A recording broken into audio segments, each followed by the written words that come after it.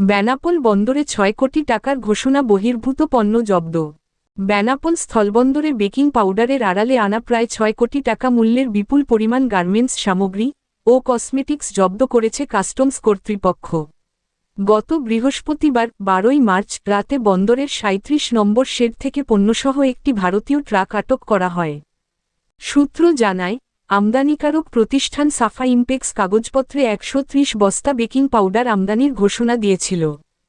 পরীক্ষায় দেখা যায়, চালানের ভেতর ৬,৫৩০ পিস শাড়ি, বিপুল পরিমাণ 3 পিস, বেবি ওয়ার এবং ফেসওয়াশসহ বিভিন্ন প্রসাধনী লুকানো রয়েছে। ১৩০ বস্তার স্থলে ১০৮টি প্যাকেজ পাওয়া গেছে। ধারণা করা হচ্ছে, বাকি ২২ বস্তা দামি পণ্য আগেই সরিয়ে ফেলা হয়েছে। এই অনিয়মের সাথে সিঅ্যান্ডএফ এজেন্ট হুদা ইন্টারন্যাশনাল এবং বন্দরের পরিচালক শামীম হোসেনের যোগসাজশের অভিযোগ উঠেছে।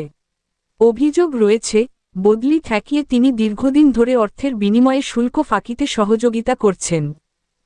বেনাপোল কাস্টমসের সহকারী কমিশনার রাহাত হোসেন জানান, শুল্ক ফাঁকির উদ্দেশ্যে আনা এসব পণ্যের জন্য সংশ্লিষ্ট আমদানিকারক ও সিঅ্যান্ডএফ এজেন্টের বিরুদ্ধে আইনি ব্যবস্থা নেওয়া হচ্ছে।